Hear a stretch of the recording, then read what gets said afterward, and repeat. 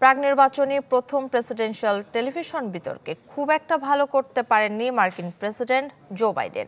তা স্বীকার করে নিয়েছেন ৮১ বছর বয়সী এই ডেমোক্রেট প্রার্থী। তা সত্ত্বেও ঘোষণা দিয়েছেন নির্বাচনী দৌড় থেকে সরছেন না তিনি। আর অপেক্ষাকৃত দুর্বল জো বাইডেনকে বিতর্কে ধরাশয়ী করে উজ্জীবিত ডোনাল্ড ট্রাম্প। প্রথম প্রেসিডেন্সিয়াল টেলিভিশন বিতর্কে যেভাবে খাবি খেয়েছেন, কথা হারিয়ে খুঁজেছেন, খানিকটা হয়েছেন অসংলগ্ন।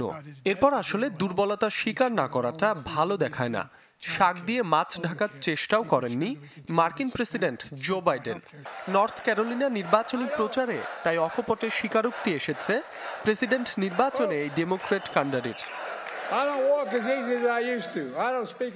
আমি জানি আমি একজন যুবক নই। আমি আগের মতো সহজে হাঁটতে পারি না, আগের মতো বিতর্ক করতে পারি না। তবে আমি জানি কিভাবে সত্য বলতে হয়, জানি কিভাবে কাজ করতে হয়। যেমন লাখ লাখ আমেরিকান ছিটকে যাওয়ার পর ঘুরে দাঁড়াতে জানেন।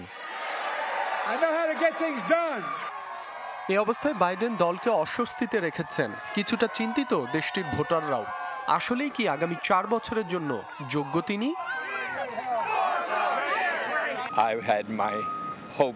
আমি বাইডেনকে সমর্থন করি। আমার বিশ্বাস ছিল তিনি বিতর্কে ভালো করবেন, কিন্তু তিনি তা করতে পারেননি।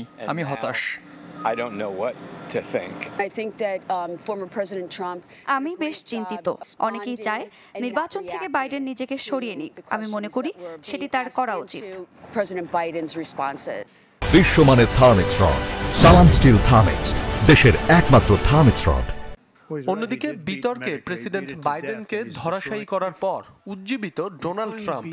ভার্জিনিয়ার চেসাপিকে নির্বাচনী সমাবেশে বেশ উজ্জীবিত এই রিপাবলিকান প্রার্থী ও সাবেক প্রেসিডেন্ট বলেন, দেশকে ধ্বংস করতে চাইছে এমন একজন ব্যক্তির বিরুদ্ধে বড় জয় তুলে নিয়েছেন তিনি। এই পরাজয় শুধু বাইডেন নয়, পুরো ডেমোক্রেটদের পরাজয়। আমেরিকানদের মিথ্যা বলে তারা আমাদের দেশকে ধ্বংস করছে। অনেকেই বলছেন এমন পারফরমেন্সের পর নির্বাচনী দৌড় থেকে সরে যাবেন তিনি। তবে আমার বিশ্বাস তিনি সরবেন না, কারণ তিনি ডেমোক্রেটদের হয়ে নির্বাচনে ভালো করেছেন। আগামী ৫ নভেম্বর নির্বাচনে নির্ধারিত হবে হোয়াইট হাউসে বাইডেনই থাকছেন নাকি আবারও ফিরছেন আলোচিত সমালোচিত ডোনাল্ড ট্রাম্প।